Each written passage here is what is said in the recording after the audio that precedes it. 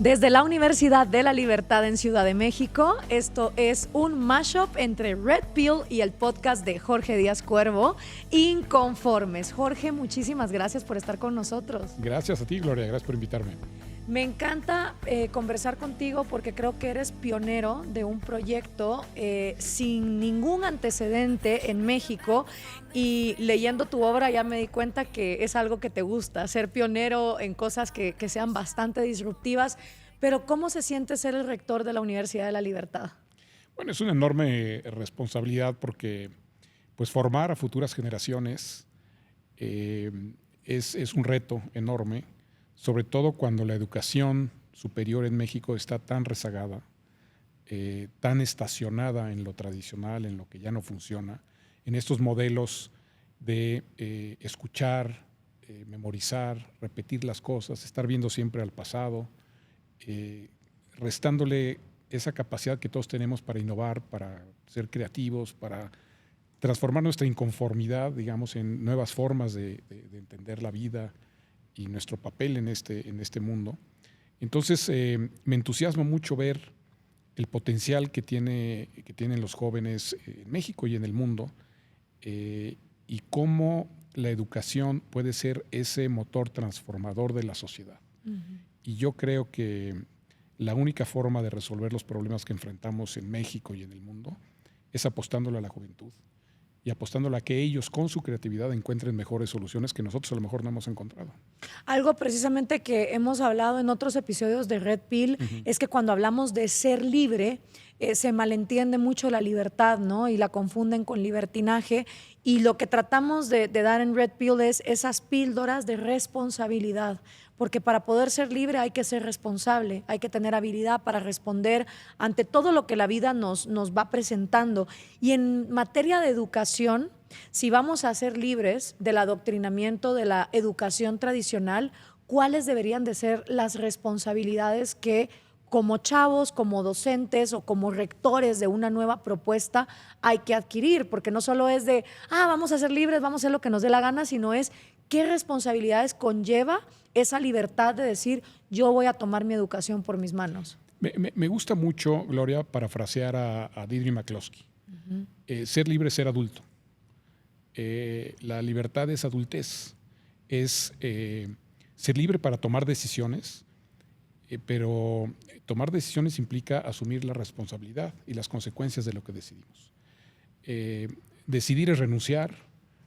La libertad es eso, es la capacidad de renunciar a algo y optar por otra cosa y asumir las consecuencias de lo que hacemos, versus ser esclavos de lo que otras personas decidan, que alguien nos imponga o nos diga cómo vivir, uh-huh, o cuál es nuestro futuro.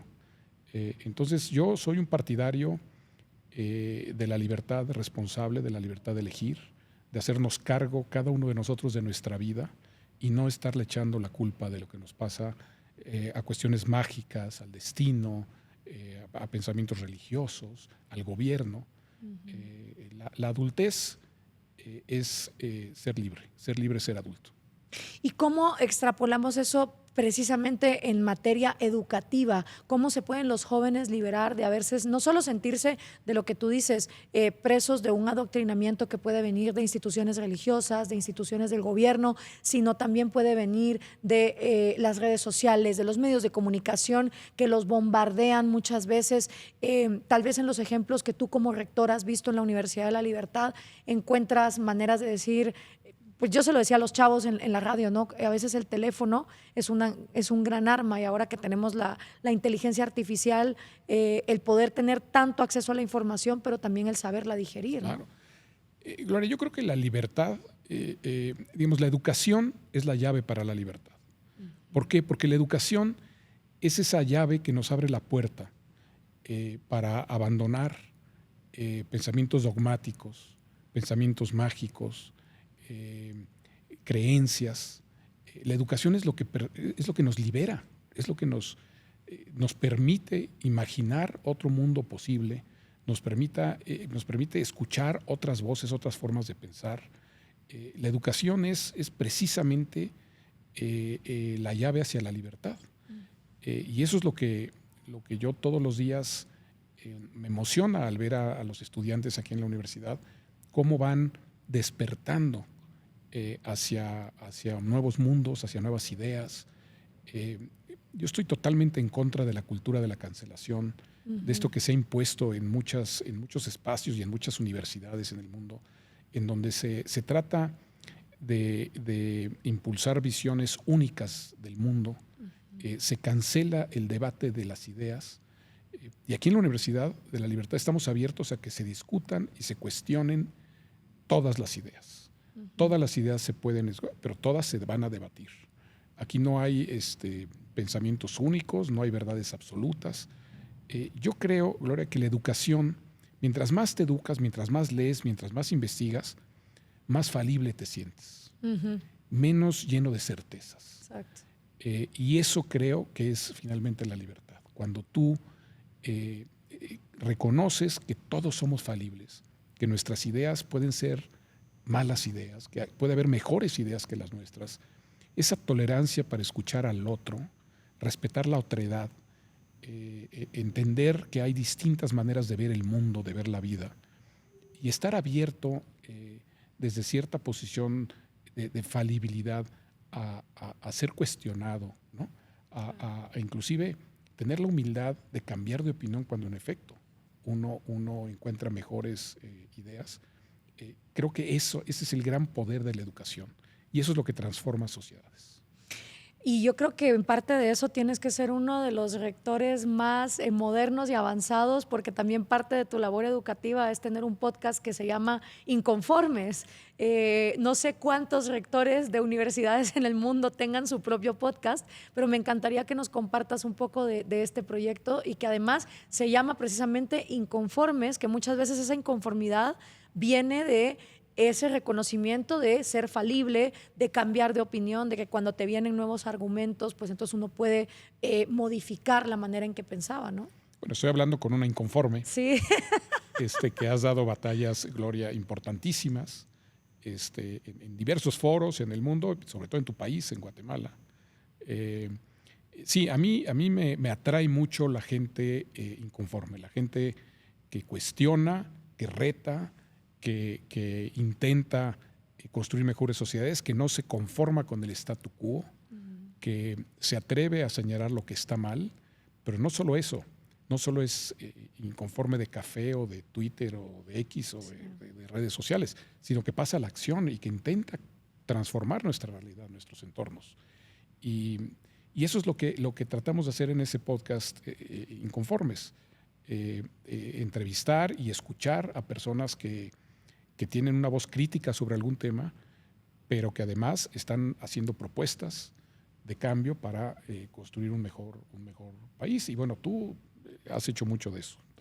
¿Te ha pasado que otros rectores o académicos te digan, Jorge, ¿qué estás haciendo? Estás provocando la inconformidad, eso te va a reventar en la cara? Mira, porque luego van a ser rebeldes contigo. Yo jamás me imaginé que yo iba algún día en mi vida a ser rector, porque siempre me ha parecido aburridísimos los rectores, ¿no? Sí, claro. Siempre es esta figura como conservadora, ¿no? Sí. No tienen podcast, gris, no hacen libros con portadas con la hoja de marihuana. No opinan de nada, no toman posición sobre nada, ¿no? Sí. Y bueno, creo que la confianza de Ricardo Salinas y de Fernando Espinosa en que yo pueda pues conducir en esta primera etapa germinal, inicial de la universidad, pues tiene que ver con eso, con que me gusta hacer las cosas, ¿no? Me gusta que las cosas sucedan. No estoy esperando que alguien me diga cómo hacerlas. Por eso tenemos esa frase de Aníbal, ¿no? Si buscaré el camino, pero si no lo encuentro, construiré el camino, ¿no? Y crear una nueva universidad en un país como México requiere, en efecto, estar dispuesto a hacer las cosas de manera diferente, a ser muy innovador, a ser muy creativo, porque está tan sobreregulada la educación superior en México, que está diseñada para que no suceda, para que ya no haya más universidades o para que las que surjan pues sigan haciendo lo mismo que han venido haciendo durante los últimos 200 años. Entonces, realmente para mí ha sido muy retador y muy satisfactorio en ese sentido, ver cómo podemos crear una educación superior distinta a lo tradicional, y eso tiene que empezar por el rector. No puedo ser un rector como los que yo conocí en mis universidades, ni los que conozco, y no quiero hablar mal de nadie, pero siempre tenemos esa figura del rector encerrado en su oficina, tratando de no meterse en problemas, de no opinar de nada, ¿no? De no comprometerse con las ideas. Y aquí en la universidad sí tenemos ideas, sí tenemos una visión del país que queremos construir, que es un país basado en las libertades, en el Estado de Derecho, en la democracia, en la meritocracia, en la competencia, en los mercados abiertos. Sí tenemos una visión de país, y no solo le estamos inculcando a nuestros jóvenes, a nuestros estudiantes esa visión de país, sino que queremos participar de los debates públicos en México y en el mundo, impulsando lo que creemos que debe ser el futuro de las sociedades, un futuro de libertad, un futuro en donde el centro de preocupación de todos sea la autonomía individual de cada uno de nosotros, y rechazar cualquier tipo de esclavitud, ya sea física o mental, como está sucediendo desafortunadamente en muchos países en nuestra querida América Latina. Totalmente. Y eso que hablabas de tener una opinión, de no ser ese rector que se encierra, que se silencia, pues es que tú ya desde mucho antes de ser rector de la Universidad de la Libertad ya eras alguien que estaba bastante firme en sus opiniones. Tuve el gustazo de leer tu tesis doctoral, que además fue premiada con el premio Marcos Kaplan en 2015. Este es el libro que además lo puedes encontrar en varios rincones de la ciudad. Me lo he topado por ahí. A veces te digo, mira, aquí está. Me encantó leerte porque es una propuesta bastante refrescante. Me recordó mucho a cuando leía a Antonio Escotado, que también fue un gran defensor de esta batalla, que es los caminos que puede haber a la legalización, que a veces la gente dice, bueno, es que no, porque no hablemos de eso.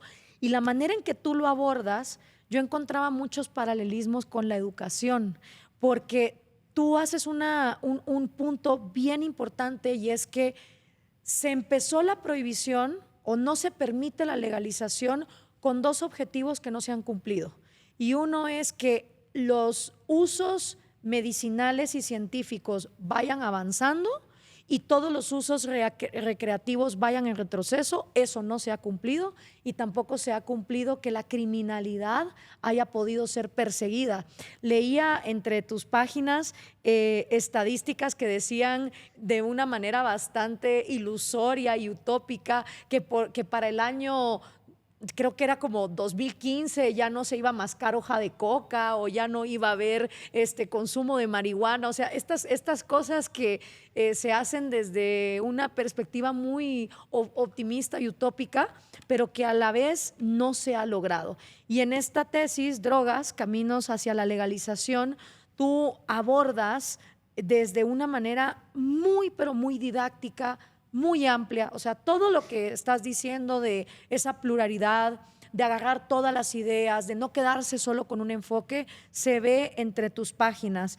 Y hay una parte que me gustaría compartir con el público de lo primero que tú escribes, y que dice: la existencia de un sistema normativo de corte internacional en el que participan decenas de países, que prohíbe el uso de sustancias psicotrópicas y estupefacientes para fines distintos a los médicos o científicos, el uso político y geoestratégico del tema, la participación activa de Fuerzas Armadas y de agencias policíacas en la persecución y detención de personas y mercados ilegales que tienen que ver con dichas sustancias, la acumulación de dinero, el poder corruptor, el velo que cubre casi a invisibilizar a los consumidores, y el escepticismo respecto de los resultados, hasta llegar a las farmacéuticas en una problemática que es global.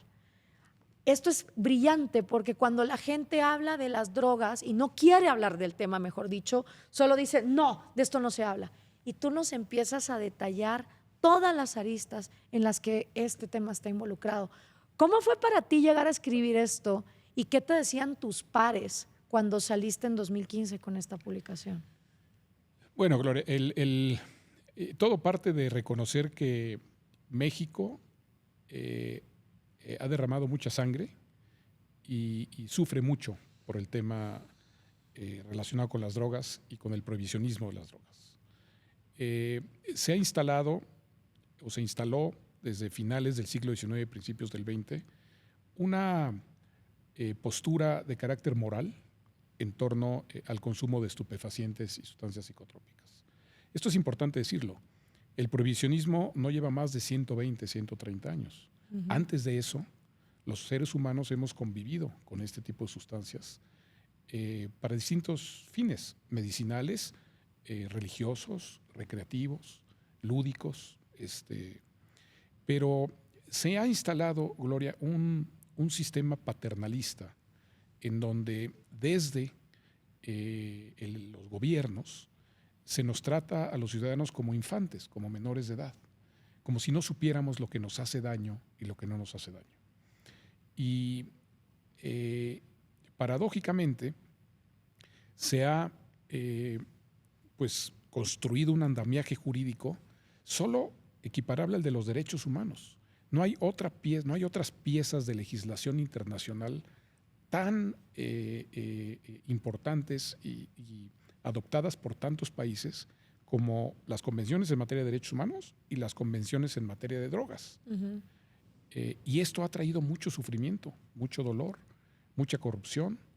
Se han generado enormes aparatos burocráticos, ¿no?, costosísimos, para tratar de erradicar el uso no medicinal de las drogas. La industria armamentista ha sido enormemente beneficiada por estas guerras entre el crimen organizado, ¿no?, y los gobiernos. Y los grandes ganadores de todo esto, paradójicamente, y nadie habla de ello, es la industria farmacéutica. Exacto. Porque estas tres plantas, a partir de las cuales se generan muchos de los analgésicos, ansiolíticos y antidepresivos que consumimos ya de manera occidentalizada, en pastillas o en soluciones, pues provienen de la hoja de coca, provienen de la amapola y provienen de la cannabis, de la marihuana. La gente de repente no se da cuenta que cuando vas al dentista y te duermen la encía con gilocaína, pues se fabrica a partir de la hoja de coca, por ejemplo, ¿no? O la morfina, o en fin, hay cantidad de medicamentos que necesitamos los seres humanos para mitigar el dolor, ¿no?, la ansiedad, la depresión. Y entonces, este sistema prohibicionista le ha dado un monopolio absoluto a las farmacéuticas para la siembra y procesamiento de estas plantas. Y la gente luego no sabe que hay plantíos legales de amapola en Francia, en España, en Turquía, en Australia está el más grande. ¿Por qué? Porque y al lado de esos plantíos preciosos, cuidados como los mejores plantíos de uva de Burdeos, ¿no?, de amapola, pues están las fábricas de Sanofi y de Pfizer y demás, generando medicinas para nosotros. Entonces, el uso de estas sustancias, en efecto, son necesarias para la salud, pero también tienen estos efectos, digamos, lúdicos, ¿no?, o recreativos. Y en algún momento, desde una perspectiva religiosa, a finales del siglo XIX, principios del XX, se decidió que eso era moralmente malo, que eso dañaba a las sociedades, que el consumo recreativo de estas sustancias hacía daño a la moral. Y cuando tú lees las convenciones, parten de eso, de decir que las convenciones de Naciones Unidas, conscientes de que esto le hace un daño moral a la sociedad, las prohíben. Es decir, ni siquiera ponen al frente el tema del daño, el posible daño a la salud que el consumo excesivo o problemático de estas sustancias puede generar. O sea, la preocupación es moral, es de carácter moral, imagínate. O sea, se nos ha impuesto, ¿no?, una prohibición por razones de carácter moral, en aras de construir una sociedad perfecta, ¿no? Entonces vuelvo a lo mismo, detrás hay una percepción paternalista de la función del gobierno y que nos trata a los ciudadanos como infantes, como niños. Y nos dice qué debemos consumir y qué no debemos de consumir. Entonces eso me llamó mucho la atención. Dije, a ver, aquí algo está mal. Y entonces quise investigar primero cómo se edificó, cuál es la historia del prohibicionismo, cómo se levantó todo este andamiaje jurídico internacional que hoy nos tiene donde nos tiene. Segundo, ¿ha funcionado? Exacto. Y tercero, obviamente la conclusión, y creo que está bien documentada, es que no ha funcionado, porque ni todo mundo tiene acceso a los medicamentos hechos con estas plantas, para curarse la salud, el dolor, etcétera, ni tampoco se ha erradicado el consumo recreativo. Al contrario, todas las cifras es que va creciendo y el narcotráfico va creciendo. Ujú. Y al final intento sugerir algunos caminos, porque no creo que haya un solo camino, algunos caminos que pudiéramos adoptar los países para tener una relación más inteligente con estas sustancias, que genere menos dolor, que derrame menos sangre y que nos haga vivir más felices a todos. Y algo que aprendí leyéndote, hablando de este monopolio de las farmacéuticas y que mucha gente ignora, que muchas de ellas obviamente necesitan de esas plantas que por otro lado son prohibidas, pero aprendí que más gente muere por sobredosis de analgésicos, puede ser un Prozac, un Adderall, Claro. un diazepam, que por sobredosis de heroína o de otras cuestiones ilegales. Y dije, wow, o sea, ¿cuánta gente sabe esto? Porque muchas personas creen que si algo es legal, pues obviamente es bueno, es más funcional, y resulta que también hay una tabla de las sustancias más nocivas, y lo que miden como nocivo, que tú también hablas mucho de eso acá, no solo es el daño que hace a tu propia salud, a tus órganos, a tu mente, a tu cuerpo, sino también los incidentes de violencia doméstica que puedan causar. Y en esa tabla, la sustancia nociva número 1 que hay es el alcohol. Después viene el tabaco, después vienen las benzodiazepinas, y la última es la psilocibina, que es el componente que obviamente está en el micelio. Están también alucinógenos como el LSD. Entonces, es curioso que lo que tenemos legalmente aceptado es diametralmente opuesto a lo que está legalizado o despenalizado. Pero desde que tú escribiste esta obra en 2015 al día de hoy, ya hasta los gringos están teniendo estos, como ellos le llaman, loopholes legales, donde, por ejemplo, en la Universidad de Johns Hopkins está el Instituto MAPS y se están haciendo experimentos muy enfocados en cuestiones de MDMA y psilocibina. Claro. De hace 10 años para acá, ¿tú crees que te están poniendo más atención? Creo que es inevitable, Gloria. Creo que tenemos que salir de esta locura del prohibicionismo de las drogas, porque a ver, es absurdo. Tú puedes comprar fentanilo en Estados Unidos legalmente y también lo puedes comprar en las calles ilegalmente. Y casi cualquier droga, a ver, casi cualquier producto en el mundo tiene un mercado negro y un mercado legal. Nada más que si tú mueres de una sobredosis, digamos, de fentanilo que compraste legalmente, ay, pues pobrecito se le pasó, ¿no? Sí. Pero si mueres en una banqueta por una sobredosis, ¿no? O sea, hay unas concepciones de mucho racismo y de mucho clasismo respecto a las drogas. No es lo mismo morir, digamos, de una sobredosis de alguna droga comprada ilegalmente a que si lo hiciste en tu mansión en Beverly Hills, claro, pero pues te la recetó un médico, ¿no? Entonces, sí son sustancias que hacen daño, si se consumen en exceso, sí, pero al mismo tiempo nos curan la salud, ¿no? Esa es la paradoja. Es decir, entonces, finalmente, lo que define la existencia, Gloria, de un mercado no es la oferta, es la demanda. Exacto. Entonces, mientras haya demanda por estas sustancias, siempre habrá alguien dispuesto a surtir esa demanda. Y si se nos ocurre en leyes prohibir algo, lo que sea, siempre le estamos entregando al crimen organizado la gestión de ese mercado. Y esa es mi pregunta, ¿por qué no mejor dejamos que el mercado, ¿no? Haga lo que tiene que hacer, que los consumidores decidan qué consumir, y enfocamos todo este dinero que estamos gastando en balas, en cárceles, en jueces, en tratar la salud de quienes, por alguna razón, desarrollan consumos problemáticos? Lo que gastamos, y también está en el libro, lo que gastamos en policías, soldados, armas, guerras, ministerios públicos, cárceles, para la guerra contra el narco, es infinitamente mayor al problema que genera las adicciones. Exacto. A las drogas. Mejor enfoquémonos en el tema de salud de las personas, eduquemos a las personas, digámosles cuáles son los riesgos de consumir sustancia A, sustancia B, y creo que como sociedades nos va a ir mejor. Hay una parte que es bien interesante en esto que tú hablas, porque no solo mencionas los cientos de miles de millones de dólares desperdiciados en una guerra fallida, sino que también vas destruyendo algunos de los mitos o esperanzas utópicas que tenían los prohibicionistas. Por ejemplo, una de ellas es que se pensaba que el mercado ilegal se iba a asfixiar a sí mismo, porque si lo manteníamos prohibido, los precios de las drogas iban a ser tan caros en el futuro que ya nadie las iba a comprar. Y tú demuestras en esta obra que, por ejemplo, el precio de la cocaína, por lo menos hasta el año 2015, había decaído en un 30% desde sus inicios de exportación en los años 70, digamos, que empezó esa transportación masiva, luego ya con Pablo Escobar, etcétera. Entonces, hasta los prohibicionistas, digamos, si dejamos el tema de la salud de un lado, que ya voy a entrar en eso porque tú eres muy bueno explicando la dualidad de las sustancias, cómo una ayahuasca te puede salvar de un trauma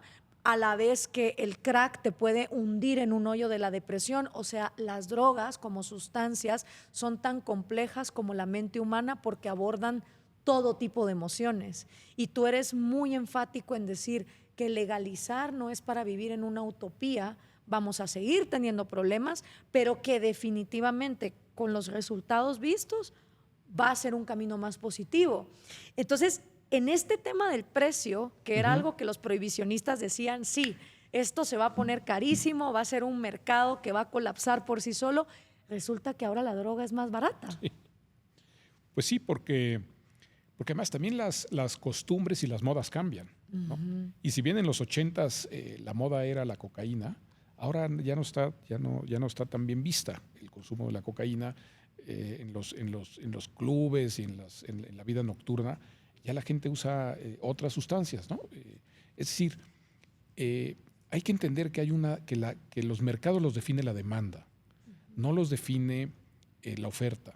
Entonces, cuando la política es atacar la oferta a través del prohibicionismo, pues lo único, insisto, que se está generando es que el mercado lo gestionen quienes están dispuestos a hacerlo al margen de la ley, que es lo que ha pasado con el crimen organizado. Ahora, yo lo digo en el libro, estoy convencido de que si se regulara de una manera distinta el mercado de las drogas, si se legalizaran las drogas, eso no quiere decir que vamos a acabar con el crimen organizado como varita mágica. Por supuesto que no.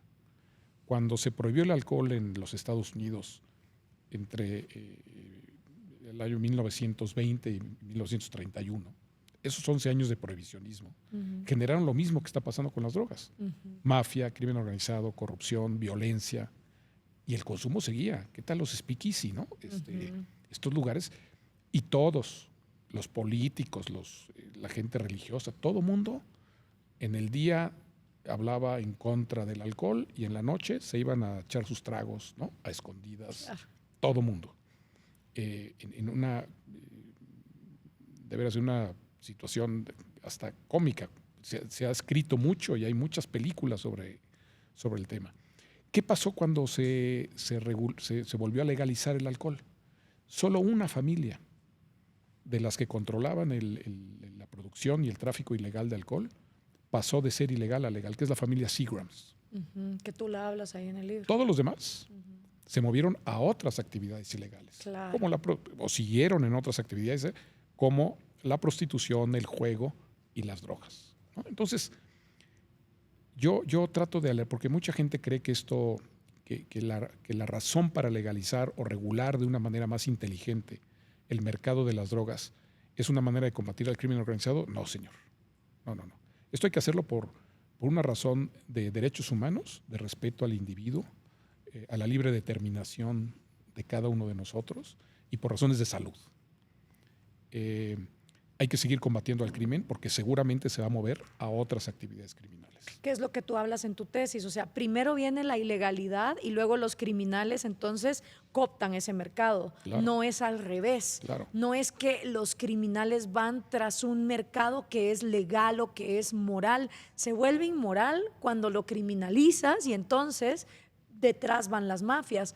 Una vez en una convención de abogados estaba hablando con un abogado canadiense que me contaba cómo Canadá era el México para Estados Unidos cuando fue la prohibición, porque desde Canadá se producía el alcohol. cuando los gringos quitan la prohibición después de 11 años, Canadá se ve en este reto legal de ¿y ahora qué hacemos con nuestros mafiosos? Y lo que me contaba este abogado es que hicieron absolutamente nada. Me dijo, Gloria, es que no teníamos la institucionalidad como para meter presos a todos esos mafiosos por los crímenes que sí habían cometido. Y me decía, yo lo que le recomiendo a Latinoamérica es exactamente hacer eso, despenalizar y olvidarse, hagan borrón y cuenta nueva. Y le digo yo, pero estamos hablando de secuestros, estamos hablando de tantas matanzas, de tanta sangre que ha corrido. Y me dice, sí, pero no es sostenible para ninguno de los organismos judiciales de Latinoamérica pretender que si despenalizan van a poder hacerle frente a esos cárteles. Sí. Y ahí yo lo que me pregunto, y no he tenido tiempo de hacer esa investigación, pero sería interesantísimo saber qué ha pasado en Estados Unidos con la legalización de la marihuana. Exacto. ¿Quiénes son los nuevos fabricantes de marihuana, los nuevos comerciantes de marihuana? Algunos de ellos eran antes ilegales y ahora son legales. ¿Hubo un tránsito hacia la legalidad o no? ¿O son nuevos empresarios? ¿Y dónde están los que antes manejaban? Ahora son los que manejan el fentanilo. O sea, sí creo que debemos hacernos preguntas. Yo coincido contigo, es un no debate. O sea, yo creo que lo que hay que hacer es, insisto, las razones por las que tenemos que regular de distinta manera tienen que ver con la salud de las personas y con una visión liberal de derechos humanos, en donde debemos de confiar en la inteligencia y en la autonomía de cada individuo para saber qué hacer con su vida y con su cuerpo. Y en todo caso, auxiliar en materia de salud cuando haya un problema derivado de consumos inapropiados. Hasta ahí. Ahora, los criminales, que antes eran criminales porque vendían algo ilegal, ahora lo venden legal, yo ahí no haría absolutamente nada. Ahora, personas que han matado, asesinado, secuestrado, lo van a seguir haciendo, Gloria. Claro. Lo van a seguir haciendo. O sea, hay que seguir. Y se les debería de juzgar por eso. O sea, eso. alocar los recursos del Estado a perseguir eso, ¿no? Pero en lugar de eso los estamos persiguiendo porque están traficando sustancias que para la industria farmacéutica pues les están quitando mercado. Es decir, la industria farmacéutica sí puede comerciar y fabricar y trasladar psicotrópicos pero los criminales no. Entonces, creo que estamos totalmente mal. Creo que nos hemos tardado como naciones porque hay muchos intereses detrás. Empezando por la industria farmacéutica, que quiere seguir teniendo el monopolio de estas sustancias, en perjuicio en muchos países como México, como Guatemala, como la India, pues medicina tradicional. Es decir, estas sustancias las han usado nuestros ancestros durante años para quitarse el dolor, digamos. Ahora, las personas que hacen medicina tradicional con estas sustancias corren el riesgo de ser tratadas como narcotraficantes. Exacto. A mí me parece absurdo. Yo lamento que nuestras clases políticas nacionales e internacionales no tengan el talento ni la valentía de hablar de estos temas, porque les gana la moral, para ganar elecciones les gusta seguir utilizando el miedo de la gente, ¿no? La religiosidad, la moralidad. Es un error lo que estamos haciendo. Totalmente. Y ahí tú mencionas justo en ese ejemplo de la India, de cómo es extraída de sus sustancias naturales para luego ser utilizadas por las farmacéuticas y luego la India tenerse que ver subyugada a utilizar pastillas, pero no sus métodos tradicionales. Es absurdo. Y además que estas sustancias no son tan efectivas ni para aliviar la ansiedad, ni los traumas, ni un montón de padecimientos mentales como sí lo son a veces los tratamientos más ceremoniales de estas sustancias que además son muy fáciles de absorber por culturas que las han tenido durante milenios, pero que les han hecho ver que no, que eso está mal. Pero las farmacéuticas entonces sí pueden pasar adelante. Y en contraste, muchas personas dicen, bueno, pero es que si legalizamos, va a ser un desastre. Y tú aquí pones el ejemplo de Portugal, y hay una cosa que me pareció interesantísima, porque hablas de que cuando hay un suministro de jeringas, de hecho, el contagio del VIH disminuye. Claro. Y eso también me pareció así como fantástico. Es increíble cómo los datos y la transparencia nos dan a entender que es al revés, que hay más propagación de enfermedades, que hay más criminalidad cuando las cosas se mantienen en la ilegalidad. Y el ejemplo de Portugal me pareció bastante interesante, pero también me gustó que eres muy objetivo en decir, no todo el mundo está de acuerdo, porque hay personas que sí están alarmadas por este tema. Y a lo largo de tu libro tú dices lo difícil que es llegar a datos, que tú mismo te viste en problemas buscando estadísticas reales. Sí, sí, sí. A veces pones porcentajes de Colombia o de México que cambian por completo de una administración a otra. Entonces también estamos lidiando con un monstruo que por estar en la ilegalidad no tenemos datos. El prohibicionismo lanza estos temas a la oscuridad, digamos, los mete debajo del tapete y es muy difícil encontrar información. Pero fíjate, Gloria, no sé si alguna vez tú te has visto en la necesidad de conseguir morfina para algún familiar o amigo o amiga enferma. A mí me tocó en el caso de mi padre cuando padeció cáncer y murió, de hecho, de cáncer. Y conseguir morfina en México es dificilísimo y carísimo, y hay un mercado negro de morfina. Y paradójicamente, México tiene sembradíos de amapola prácticamente equivalentes a los de Australia, que es el principal productor de medicinas hechas de opiáceos. Nosotros tenemos casi 23,000, 24,000 hectáreas de amapolas sembradas, tanto en Guerrero, en la Sierra de Guerrero, como en el Triángulo Dorado, entre Sinaloa, ¿no?, Chihuahua, Durango. Obviamente, todos nuestros sembradíos de amapola, esas 23,000, 24,000 hectáreas son ilegales, pero ahí están para suministrar de heroína al mercado, sobre todo de Estados Unidos. ¿Por qué no se nos ha ocurrido legalizar para fines medicinales en México la amapola y fabricar aquí en México morfina? No. Tenemos enormes plantíos de amapola, porque la amapola no se da en cualquier lugar. O sea, estamos bendecidos de tener 2 regiones en México en donde se da de maravilla la amapola. Y en lugar de usarla para la salud de los mexicanos, no, la usamos para ilegalmente surtir las calles de Estados Unidos de heroína y importamos de las grandes farmacéuticas la morfina para nuestros enfermos. Absurdo. O sea, tenemos aquí la sustancia y no la aprovechamos, ¿no? A mí no me pasó con morfina, pero me pasó con gotas de CBD. Mi papá, antes de fallecer en la pandemia, estaba con unos dolores terribles de espalda y había intentado de todo a través de la industria farmacéutica, pero nada le funcionaba. Y a través de una amiga, que obviamente de manera ilegal vendía gotas de CBD en Guatemala, conseguí, porque yo estaba aquí en México, que se las fuera a dejar a la casa, las pudiera utilizar, gotas de CBD. Entonces, sí es triste porque, como tú dices, no nos tratan como adultos. Y entonces les lavan el cerebro a los ciudadanos pensando que si viene de una farmacéutica es más efectivo, tiene mejor calidad, cuando de hecho las farmacéuticas no solo tienen las manos manchadas de sangre, sino que muchas veces dan productos que no son tan efectivos porque no es un mercado abierto. Ellas están compitiendo desde el monopolio.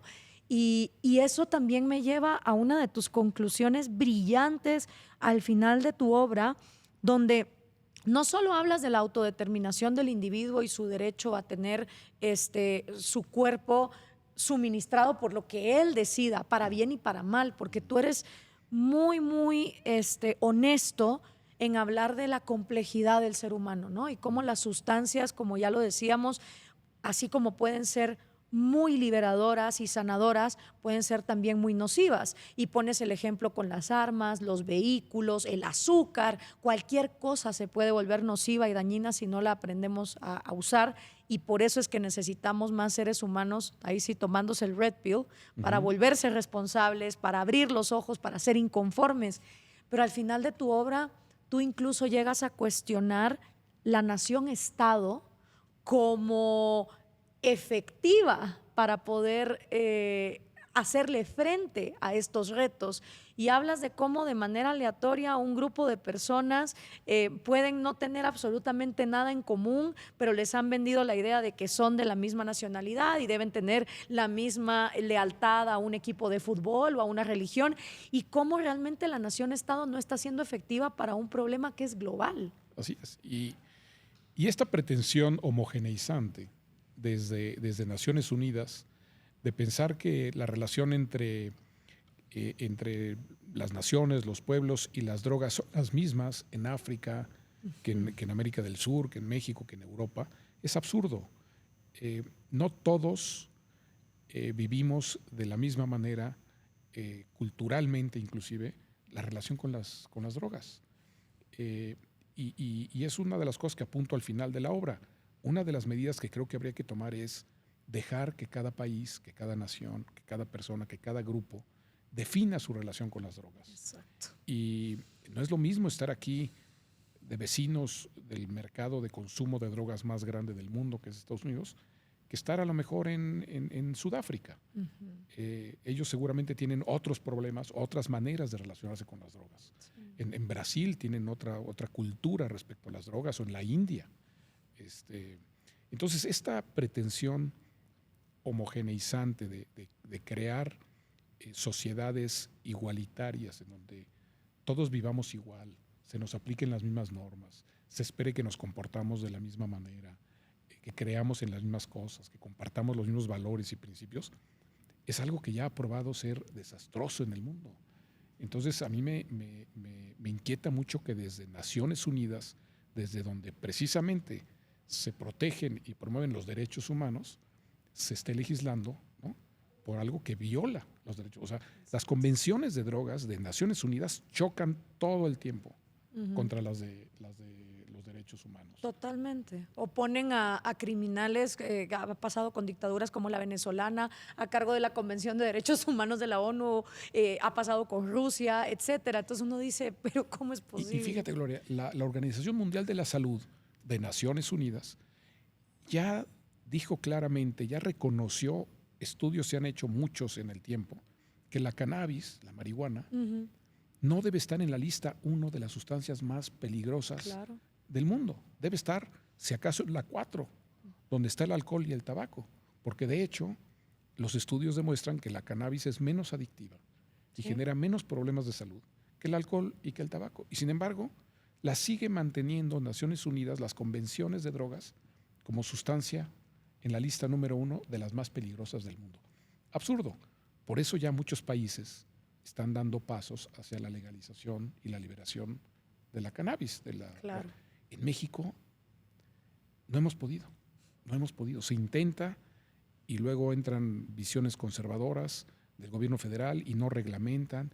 Y la cosa es que en México, en efecto, debería de estar ya regulado el mercado de la cannabis desde hace mucho tiempo. Estados Unidos lo está haciendo, Uruguay, o sea, por todos lados se está moviendo el mundo. También es que hay un componente que lo hablaba mucho Aldous Huxley y Hoffman cuando fue el descubrimiento del LSD y que querían darle psicodélicos a todo el mundo, que es que muchas veces cuando hay experiencias con psicodélicos, las personas regresan a este plano con un mayor sentido de empatía, pero sobre todo con una renuncia total a las instituciones que les fueron adquiridas desde sus padres, que pueden ser instituciones religiosas o gubernamentales. Entonces pasó en los años 60 y 70 que con el movimiento hippie empezó esta rebeldía en contra de la guerra de Vietnam, que les parecía criminal, y sobre todo el drafting de llevar a los jóvenes en contra de su voluntad. Y ahí fue donde el gobierno dijo, uy, si la gente se sigue metiendo a estas sustancias, nos vamos a quedar sin soldados, nos vamos a quedar sin adeptos en las iglesias, esto no conviene. Y aunque pareciera teoría de la conspiración, y ahorita que estamos con todo el tema de la película de Matrix, ¿no? Es como o te quedas enchufado a la Matrix o viene algo que te saca, pero sí es cierto que hay una lógica detrás de mantener legales las sustancias que anestesian la conciencia, como sabemos que el alcohol, pues la anestesia, o el tabaco, que no produce tal vez ninguna iluminación analítica, pero sí vuelve adictas a las personas y las destruye a largo plazo, versus aquellas sustancias que te pueden hacer cuestionar y decir, ¿por qué esta nación-estado? ¿Por qué estas fronteras? ¿Por qué estos impuestos? ¿No? Como esa imagen que a veces sale en el Instagram, que es la galaxia entera y dice, usted está aquí teniendo miedo y pagando impuestos y está todo, ¿no? Entonces también como que hay una necesidad de controlar a las masas y que las drogas tampoco se legalicen porque van a producir un efecto de adultez en las poblaciones. Y lo que pasa es que en el fondo, Gloria, nos da mucho miedo eso que llamamos conciencia. No hay cosa que nos dé más miedo a todos que perder la conciencia o entrar en un estado de conciencia distinto. Y bueno, muchas drogas lo que hacen es eso, te abren o te llevan a un estado de conciencia distinto al razonable, al normal, que las sociedades han determinado como normal. Y eso da mucho miedo. Le da mucho miedo a los gobiernos, le da mucho miedo a ciertas personas. Pero a ver, vuelvo a la historia. A través de estas sustancias, las personas, los pueblos han hablado con sus muertos, ¿no? Han conocido otros universos, han hablado con deidades, han regresado con ideas nuevas de cómo resolver ciertos temas, se han cuestionado el status quo. Entonces sí, en efecto, el miedo de los gobiernos controladores a que estas sustancias puedan generar estados de conciencia distintos, pues es lo que hay detrás de esta prohibición, ¿no? A ver, no se me pongan creativos. No se me pongan creativos. Exacto, no se me pongan creativos, no se me pongan inconformes. No se me pongan inconformes. No se vengan del huacán. Todos tranquilos y yo les voy a decir qué es bueno y qué es malo para ustedes. Entonces, de veras, yo aspiro a que en esta universidad y en otros espacios, y ojalá este podcast tuyo, Gloria, sirva para abrir los ojos, para que las personas se cuestionen de qué manera estamos tratando el tema de las drogas, si vale la pena seguir insistiendo en algo que no funciona o si es momento de apostarle a una manera distinta de convivir con estas sustancias, pensando en los derechos humanos, pensando en el derecho de todos nosotros a vivir y hacer con nuestro cuerpo lo que queramos, a la adultez, a que cada quien, ¿no?, decida qué consume y cómo lo consume, y en todo caso estar atentos a los temas de salud cuando surjan, ¿no? Porque también lo que genera este prohibicionismo es que no nos deja ver cuando una persona está consumiendo de manera problemática, porque lo hace casi siempre a escondidas, ¿no?, por la ilegalidad que implica, ¿no? No, una obra fantástica, Jorge, de verdad, y qué bueno por el premio que te dieron, te mereces ese y muchos más, y si algún día se logra esta legalización y estamos vivos, ojalá que también te premien en vida por haber sido los mexicanos que contribuyeron a desconectar de la Matrix y decirle a la gente, oigan, tómense el Red Pill, hay otra manera de ver estas cosas. Lo triste y lo irónico es que ahora podrías escribir un libro como este, pero que en lugar de drogas se llamara ideas. Porque ahora parece que hay un mercado de la ilegalidad de las ideas que no son políticamente correctas y que se está imponiendo una cultura de la cancelación de manera homogénea en las universidades, y que entonces ahí la Universidad de la Libertad o rectores como tú se vuelven la excepción a la regla, ¿no? Porque ahora ya también se vuelve la ilegalidad de las ideas que no deberían de enseñarse. Gloria, no sabes cómo te agradezco este espacio y vuelvo tu actitud también de inconforme, y que me permitas compartir estas ideas con quienes nos escuchen, y te agradezco mucho que hayas leído mi libro. Ojalá haya más más personas que lo lean, y más espacios como el que tú abres para debatir esta y muchas otras ideas que de repente los gobiernos no quieren que discutamos.